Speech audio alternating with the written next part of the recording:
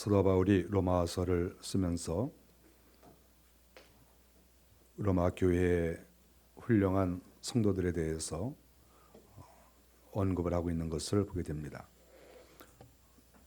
성도들이 많이 있겠지만 그 가운데서 특별히 몇몇 사람의 이름을 거론하면서 이 사람들은 보통 사람들이 아니다. 이 사람들은 교회의 성도들이 몇백 명이 있을지라도 그 가운데에서 특별히 사랑과 존경을 받아야 될 사람들이고, 그 사람들은 실질적으로 몸된 교회에 여러 공로가 많이 있다. 이렇게 로마서의 마지막을 그런 인물들에 대한 수고와 그 평가를 하면서 마무리를 하고 있습니다.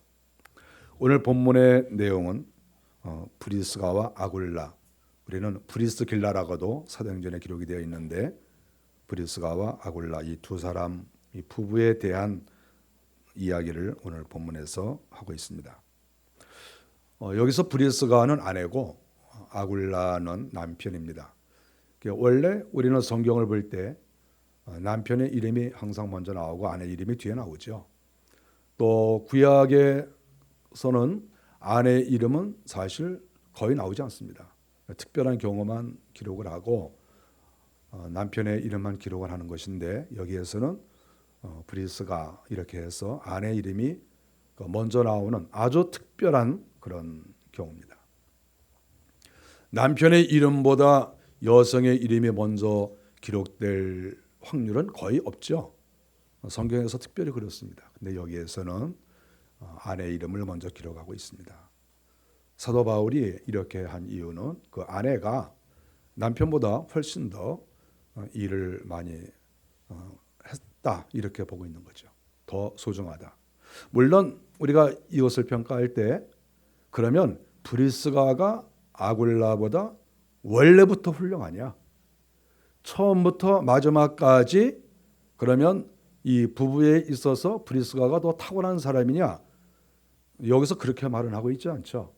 지금 사도 바울이 로마 교회에 편지를 쓰는 이 시점에서 브리스가가 이름이 앞에 나오죠.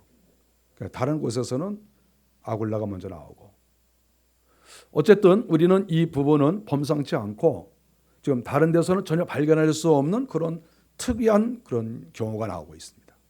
이것은 브리스가라는 사람이 탁월한 사람이에요.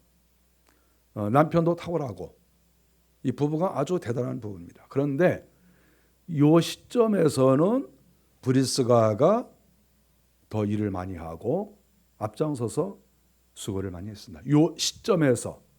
그래서 이때만 사도 바울이 브리스가와 아굴라 이렇게 쓴 것으로 저는 보고 있습니다. 원래는 아굴라가 먼저 나와야죠.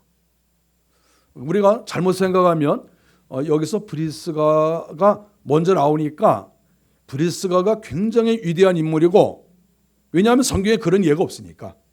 그럼 아굴라는 좀 브리스가보다 한참 뭔가 부족한, 좀 뒤떨어진, 격이 좀 낮은 이런 것으로 생각할 수 있는데 그렇지 않습니다. 이 아굴라와 브리스가는 사실 제가 이렇게 연구할 때 거의 동등한 사람이죠. 거의 동등한 레벨인데 이런 부분은 사실 별로 없습니다. 대개 만일에 부부가 100쌍이 있다 그러면 그 100쌍 가운데 97쌍, 98쌍은 남편이 훨씬 탁월합니다. 우리가 성경에서도 그렇고 이 세상에서도 마찬가지예요. 어쩌다가 1%, 2% 정도는 아내가 더 탁월한 경우가 있어요. 근데 이것은 아주 예외에 속합니다. 여기에서 나오는 브리스가와 아굴라는 여성이 탁월한 그런 것은 아니고 동등한 위치죠. 동등한 위치. 그래서 성경은 아굴라가 먼저 기록되기도 하고 브리스가 또는 브리스길라 이렇게 기록되기도 하는데, 우리가 이 본문을 이해할 때 이 두 부분은 거의 동등한 위치에 있다, 이렇게 보시는 것이 성경을 이해하는 데 굉장히 도움이 될 것으로 이렇게 생각합니다. 여기에 나오는 이 브리스가는 귀족 출신으로 보고 있습니다. 로마 시대의 귀족으로 보고 있습니다. 상당히 탁월하고 훌륭하고 그런 사람들이죠. 이 두 부부는 나중에 바울을 만나게 되는데 당시에 AD 41년 그 이후에 살았던 글라우디오 황제라고 있습니다. 로마에. 근데 그 황제가 유대인들을 로마에서 다 쫓아냈습니다. 근데 그때 쫓겨났습니다. 원래 이 아굴라라고 하는 사람은 우리가 터키 북쪽에 보면 그 본도라는 데가 이렇게 있습니다. 소아시아로 조그만 동네가 하나 있어요. 이렇게 고대 지도를 보면 다 나옵니다. 거기 본도라는 동네가 있는데 터키 북서쪽에 이렇게 있습니다. 그 동네 출신이죠. 상당히 그 세계적 감각이 있는 글로벌한 그런 사람이죠. 로마에 가 살다가 쫓겨나서 고린도에 왔습니다. 근데 그 고린도에서 바울을 만난 거예요. 이 두 사람이 거기서 만나서 함께 주의 나라를 위해서 일했습니다. 그런데 사도 바울이 고린도서를 써서 보낼 당시에는 왔다가 다시 로마로 들어간 거예요. 로마에 있는 거죠, 현재. 과거에 로마에 살다가 고린도로 나왔다가 다시 에베소로 왔다가 하여간 많이 다녔어요. 그렇지만 나중에 다시 로마로 돌아갔을 당시에 사도 바울이 이 편지를 써서 로마 교회에 보냈죠. 그러면서 이제 브리스가와 아굴라 이야기를 하고 있는 것입니다. 그러면 오늘 본문의 이야기는 뭐냐 하면 브리스길라와 아굴라가 사도 바울과 함께 있었을 때의 이야기를 하고 있는 거예요. 함께 있었을 때. 지금 로마로 갔지만 그 가기 전에 그때 이제 함께 있었을 때인데 우리는 보통 고린도라고 추측을 하고 있습니다. 사도 바울과 브리스길라와 아굴라는 함께 일하는데 고린도에서 천막을 만드는 일을 했습니다. 사도 바울이 복음을 위해서 일을 하는데 선교 자금이 많이 필요한 거예요. 우리가 어떤 일을 하든지 특별히 주의 나라를 위해서 일할 때에도 물질이 많이 필요합니다. 하나님의 일도 역시 마찬가지죠. 물질이 많이 필요한데 사도 바울에게 많은 사람들이 선교 헌금을 보내줬습니다. 우리가 선교사들에게 물질 꼭 보내줘야 돼요. 선교사들이 무슨 돈을 가지고 선교를 하겠습니까?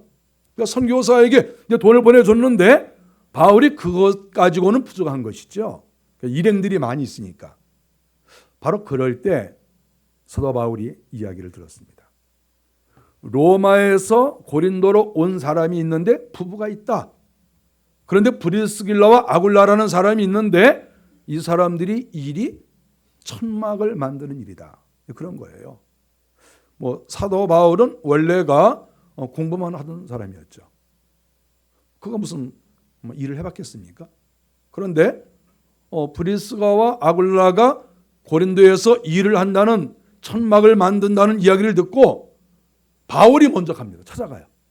바울이 찾아가서 서로 인사하고 그리스도 안에 있는 것을 확인하고 나도 예수를 정말 잘 믿는다. 나 주님 때문에 나 이렇게 산다. 우리 주님이 나를 사랑하셨다. 두 사람이 서로 믿음의 고백을 나누고 그리고 그 사람이 일을 하는데 천막을 만드는 일을 하는 거예요. 그런데 성경에 보니까 업이 같다고 했는데 원래 바울은 일한 사람이 아니라니까요. 사도 바울이 그곳에 가서 나도 이 일을 하고 싶다. 일당을 좀 주겠냐. 아르바이트 좀 하겠는데.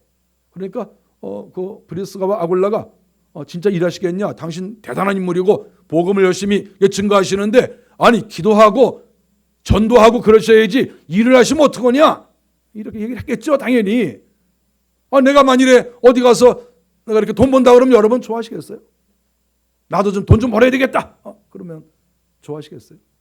당시에 아굴라와 이 브리스가와 아니 일은 우리가 하는 것이고 당신은 지금 하나님께서 부르신 사람인데 열심히 당신 복음 증거하시고 성경 보시고 기도하시고 이렇게 하셔야지 무슨 일을 하시려고 하느냐 이렇게 당연히 얘기했겠죠. 그렇지만 사도 바울은 내가 선교 자금이 많이 필요하다. 그런데 내가 만일 돈이 부족하면 내가 어떻게 하겠느냐? 나는 성도들에게 가서 나 돈 좀 주세요. 나 죽어도 이 말 못한다. 내가 어느 교회에 가서 어느 성도들 만나가지고 나 돈이 부족한데 나 돈 좀 주세요. 내가 굶어 죽어도 내가 이 말 못한다. 사도 바울이 그렇게 얘기를 한 거죠. 우리 하나님의 종들은 사실 물질이 부족해도 말 못하는 거예요. 성도들 찾아다니면서 나 돈이 부족합니다, 나 물질 필요해요, 이런 말 못해요. 정말 이거 하기 어려운 말이거든요. 그래서 사도 바울이 그런 상황에서 아니 내가 물질이 필요한데 아니 어떡하냐 이거를, 나 일행들도 많이 있고 우리가 굶을 수는 없지 않느냐, 그래 내가 일을 할 테니까 좀 쳐줘라, 아르바이트 좀 할 테니까 일 못해도 좀 봐주고 어쨌든 내가 열심히 한번 해볼 테니까, 그러니까 브리스길라와 아굴라가 그렇게 한번 해보십시오. 지금으로 말하면 집사님 집에 가가지고 목사님이 일하는 거예요. 아, 형 뭐 이게 모양새가 좀 별로 좋지 않죠. 그렇지만 어떡합니까? 선교 헌금이 부족한데 일해주면 어떻게. 그래서 일을 했습니다. 아주 서로 사이좋게 일을 열심히 했어요. 사도 바울이 천막을 만드는 일을 했는데 우리가 생각이 많습니다. 아니 사도 바울이 정말 선교 헌금이 부족하면 아니 하나님께 기도를 좀 하지. 저는 그렇게 생각해요. 저는 일 안 해. 난 일도 못하지만 저는 천막 안 만들겠어요. 저는 기도하겠어요. 하나님, 제가 선교 헌금이 부족한데 주님이 좀 주세요. 누구를 통해서든지 주세요. 저는 그렇게 기도하겠어요. 사실 바울이 저보다도 무슨 하나님과 관계가 나쁠까요? 바울이 뭐 저보다 못나가지고 천막을 만들었을까요? 그런 생각을 해보는 거예요. 바울이 그만큼 믿음이 없었을까? 저도 기도하고 저도 일 안 할 텐데 그럼 바울이 저보다 더 믿음이 없냐? 저는 그렇게 생각하지 않아요. 사도 바울이 천막을 만들면서 여러 생각을 많이 했을 것으로 생각합니다. 천막은 뭡니까? 당시의 집이에요. 집. 당시의 집을 만드는 거예요. 사도 바울은 천막 만드는 일을 하면서 이 천막 만드는 일이라는 말은 곧 집을 만든다는 말이에요. 집을 만든다. 집을 만들어주는 거예요. 원래 큰 집을 만들려면 시간이 많이 걸리지 않습니까? 돈도 많이 들고. 그런데 금방 집을 만드는 거예요. 천막은 깊기만 하면 되지 않습니까? 천을. 물론 뭐 천이 나름이지만은 어쨌든 그 천을 뭐 가져다가 이 천이 뭐 여러 가지가 많이 있죠. 주로 가죽으로 된 게 많이 있으니까. 그러니까 그 천막을 바울이 만드는 거죠. 같이. 여기 꼬매세요. 그러면 꼬매고. 여기 밧줄 매세요. 그러면 밧줄 매고. 왜 바울이 이 일을 했을까? 생각할 때 집을 만들어주는 일이에요. 당시에 쫓겨온 사람들이 많았습니다. 일종의 난민이 많았다는 거예요. 난민. 그 난민을 위해서 어려운 환경에 있는 정말 제대로 된 집을 가질 수 없는 그런 사람들이 당시에 너무나 많아서 천막의 수요가 많은 거예요. 성경을 보면 환경을 보면 그런 거예요. 지금 이 순간에는 천막이 사람을 살리는 거예요. 사람 살리는 집이에요. 지금 이 천막이 단순하게 천막이 아니에요. 사도 바울이 그냥 일했다가 아니에요. 아주 중요한 겁니다. 사람을 살리는 거예요. 지금 사도 바울이 단순하게 기도만 하는 게 아니라 사람을 살려야 되겠다. 예수님이 이 땅에 오신 목적이 뭐냐? 사람 살리러 왔다. 사람 살리러. 영원히 죽은 사람 살리러 왔고 이 땅에서 병들고 신음하고 마귀에 들리고 이런 사람들을 살리기 위해서 우리 주님 오신 거예요. 그러니까 이 바울이 아니 내가 이 일을 해야지 무엇을 하느냐 지금. 당장 난민들이 막 생겨나고 여기저기 집 없이 떠도는 사람들이 많이 있는데 그 사람들을 위해서 천막을 만들고 싼값에 이렇게 그 사람들을 제공하고 하는데 이것은 단순하게 내가 어떤 이익을 얻는 것이 아니라 이 천막 깁는 일을 통해서 사람들에게 거주할 집을 마련해 준다. 이런 차원에서 천막을 만든 거예요.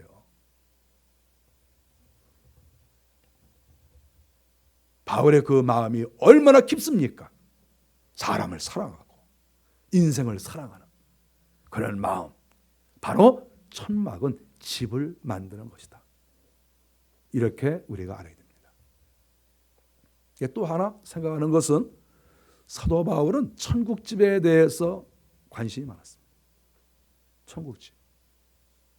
요한계시록에 보면 요한계시록에서도 우리가 하늘나라에 올라가면 하나님께서 각자에게 장막을 허락하신다. 이렇게 성경에 쓰여져 있어요. 사도 바울은 하늘나라를 다녀온 사람이에요. 하늘나라에도 큰 집이 있고 작은 집이 있습니다. 사도 바울은 생각한 거예요.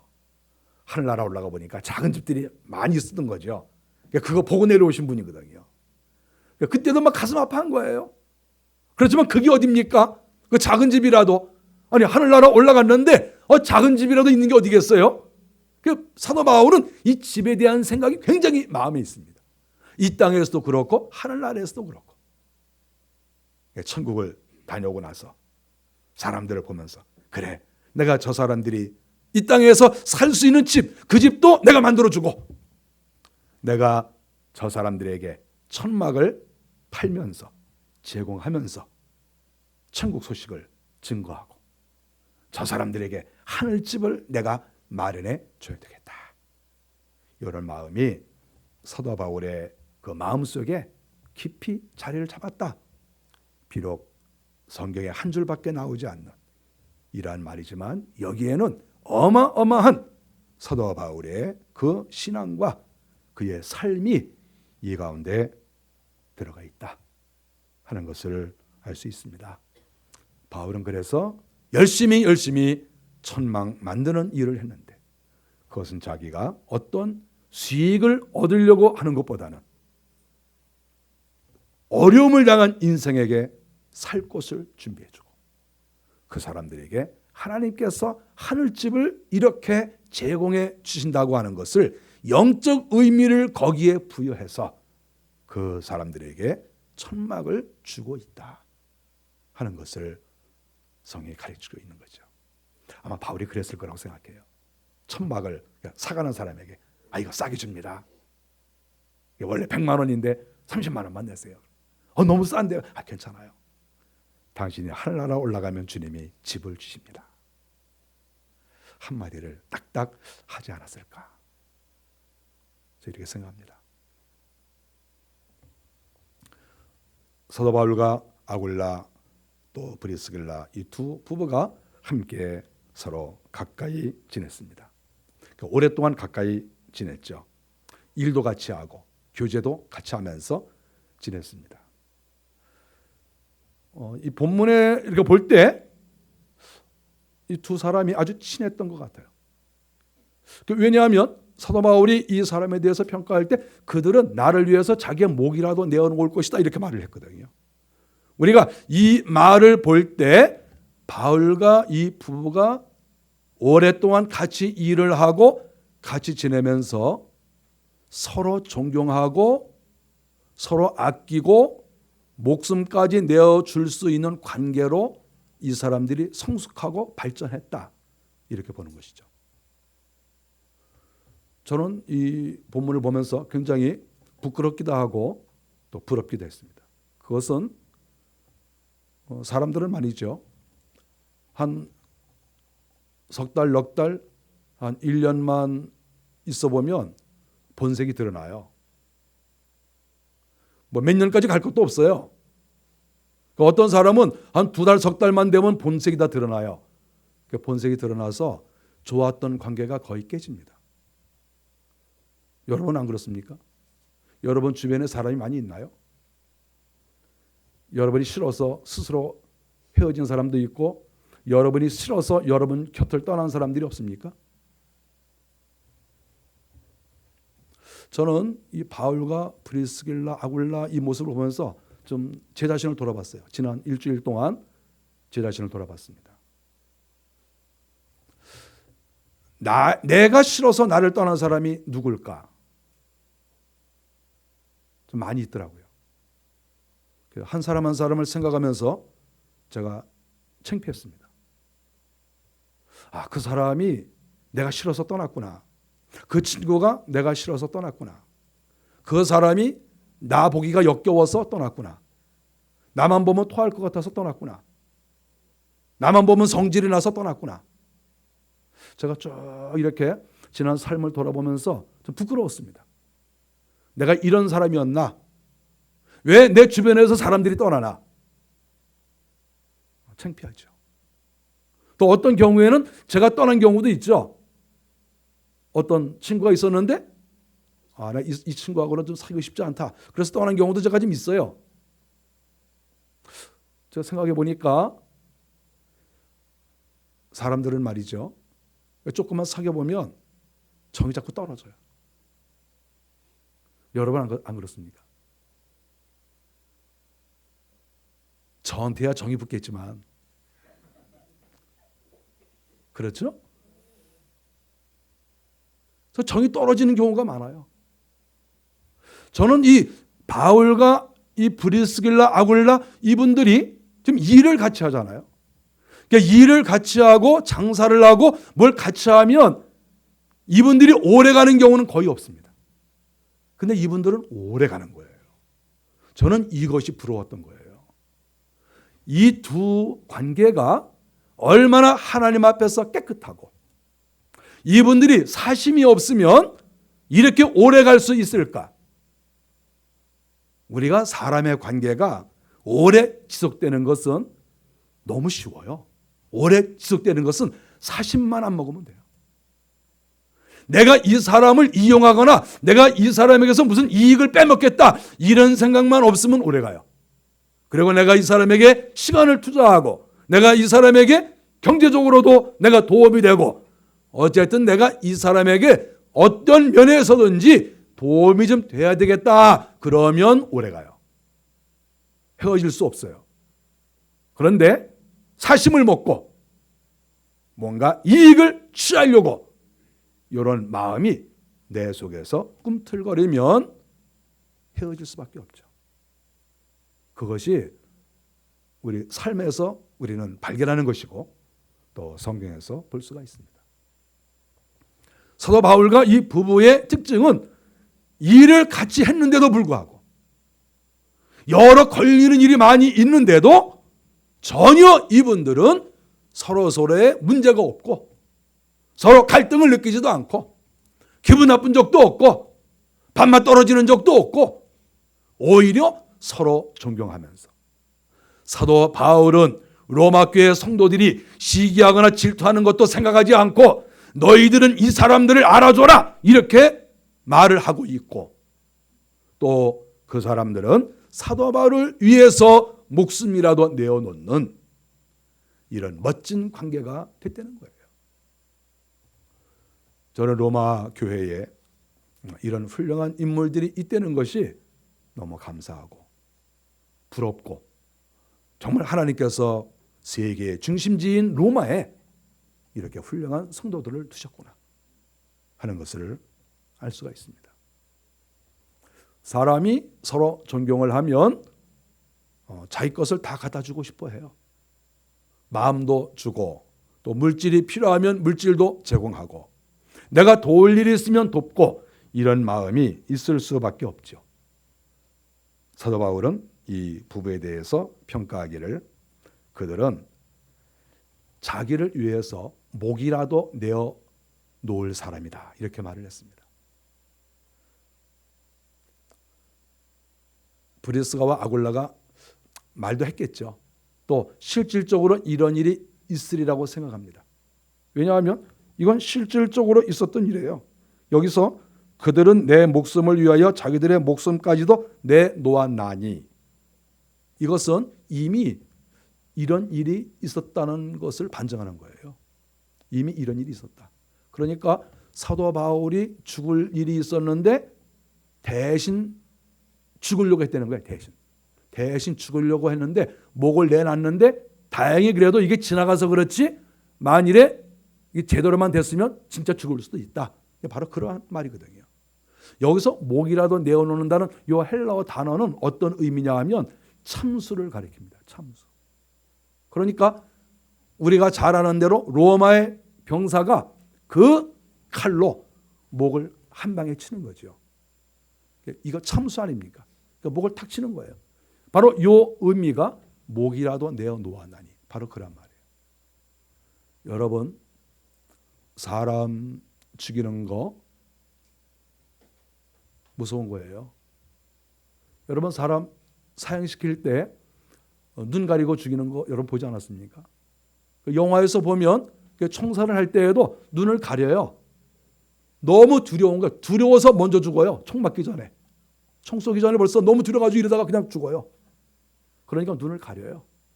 그만큼 죽음이라는 것은 무서운 거예요. 칼로 목을 쳐 내가 죽는다.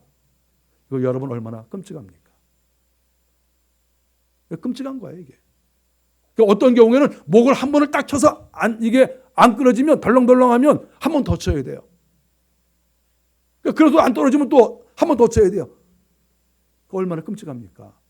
그래서 이제 목을 자를 때에도 그 가족들이 이 목 치는 사람한테 돈을 미리 주는 거예요. 이렇게 한 방에 보내주세요.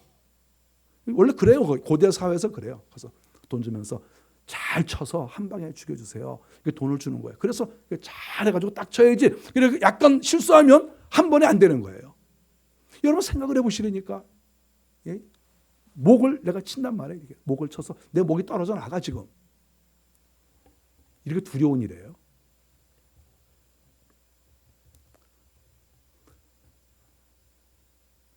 저는 내 목 친다고 하면 제가 잘 견딜까 이런 생각도 한번 해봅니다. 전부 그런 생각 안 해보겠어요? 제가 군에 있을 때 유격을 나갔는데 유격이 얼마나 힘이 든지 정말 힘들었어요.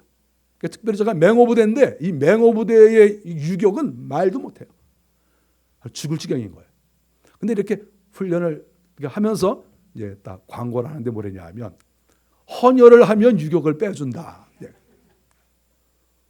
그러니까 말이죠. 수많은 병사들이 너무 힘드니까 피 빼도 좋다. 그러고 그냥 줄을 딱 섰는데 줄을 쫙 섰어요. 그래서 저도 갔어요. 하기 싫어서 피 빼려고 한 번도 뺀 적이 없는데 줄을 딱 섰습니다. 피를 쭉 빼는데 너무 무서운 거야. 바늘 들어오는 게 무서워서. 그래서 제가 이렇게 줄 섰다가 계속 뒤로 좀 왔어요. 이렇게 또 섰다가 차를 가지고 오면 뒤로 가고 그랬는데 저녁에 훈련 시간 6시가 딱 됐어요. 끝났어. 그래서 제가 헌혈 안 했어요. 얼마나 그때 통쾌하고 기분이 좋은지. 예? 얼마나 힘들었으면. 근데 아주 막 감격이 된 거야. 감격이 됐어요. 나 이번에 유격 안 맞았다. 저는 주사 맞는 걸 그렇게 싫어하거든요. 여러분, 제가 이렇게 마음이 부드럽고 연약하고 이런 사람이에요. 난 주사가 무서운 사람이에요. 그런데 제가 헌혈을 처음 했습니다. 언제 했냐면 군대에서도 못했는데 제가 40살 넘어서 우리 딸이 저한테 하는 말이, 제가 사당동 살 때인데 태평백화점 앞에서 헌혈을 하는데 만일에 헌혈을 하면 우산을 주는데 아빠 가서 우산 하나 타와라. 그래서 제가 갔어요. 우산 타려고. 그래가지고 바들바들 떨면서 정말 내가 군대에서도 안 했는데 그래서 헌혈해가지고 이제 딱 된 다음에 이제 우산 받다. 우리 딸 좋아하는 우산을 내가 주게 생겼다. 그러고 나왔더니 우산 떨어졌어요. 그렇게 후회한 적이 없어요. 그래서 그냥 우유 하나 먹고 뭐 하나 줘서 들고 왔는데 내가 완전히 속았어요. 내가 그렇게 주사가 무서운데 내가 그 속은 거야.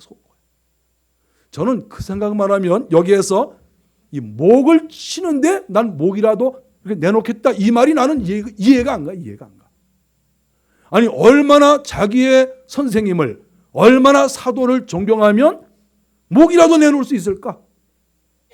저는 좀 궁금한 게, 만일에 한양은 목사를 위해서, 담임 목사님을 위해서 여러분 주사 맞을 사람, 그러면 주사 맞을 사람이 몇 명 있을까?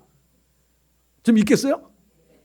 주사 정도는 맞아줄 수 있을 것 같아요. 주사 정도는 맞는다고 했으니까 그래도 저는 감사하네요.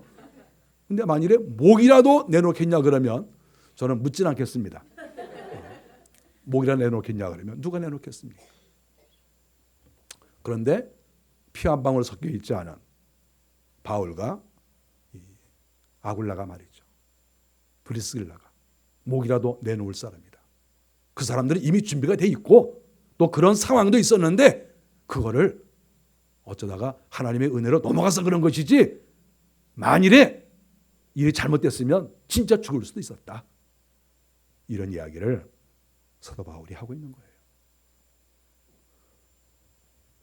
바울과 성도와의 관계, 하나님의 나라를 위해서 일하는 사람들의 관계가 이렇게 끈끈하고 주님만 바라보면서 이렇게 일한다는 이 모습이 로마 교회뿐만 아니라 모든 교회에 이것은 모범이 될 만한 일이다. 이렇게 성경이 기록을 하고 있는 것이죠. 그래서 이 두 사람의 일은 오늘 성경에 보니까 많은 사람들에게 귀감이 되고 교회가 감사하고 있다. 이방의 모든 교회도 감사하고 있다. 이렇게 사도 바울이 말씀을 하고 있습니다. 저와 여러분이 예수 그리스도를 믿습니다. 우리가 예수님을 믿는데 예수님은 이미 우리를 위해서 목숨을 바치셨습니다. 우리도 주님 나라를 위해서 목이라도 내놓아야지요. 사람을 위해서는 내 목을 내놓지 못할지라도 주님의 나라를 위해서 목이라도 내어놓는 이런 신앙의 마음이 있다고 하면 하나님이 얼마나 기뻐하시고 그 교회와 그 나라가 얼마나 복을 받겠습니까? 또 성도들 간에도 마찬가지입니다. 성도들도 이 두 사람들의 관계처럼 아무리 1년, 2년, 3년, 5년이 지나도 서로 갈등을 느끼지 않고 서로 미워하지 않고 싸우고 헤어지지 않고 서로 아껴주는 이런 관계가 된다고 하면 얼마나 좋을까 그런 생각을 합니다. 내가 누구를 이용하겠다, 내가 누구를 어떻게 하겠다 이런 마음이 아니라 내가 저 사람과 함께 주의 나라를 위해서 일하겠다. 내가 최선을 다해서 저 사람을 도울 것이고 저 사람의 편의를 제공할 것이고 내가 사역을 취하지 않겠다. 이런 마음을 목사로부터 시작해서 모든 성도들이 다 갖는다고 하면 그 교회는 멋진 교회가 될 것이다. 저는 그렇게 분명히 믿습니다. 저와 여러분들이 오늘 본문에 하시는 말씀을 귀하게 받아들이고 주의 나라를 위해서 힘써 일하는 우리가 되시기를 바랍니다. 기도하겠습니다.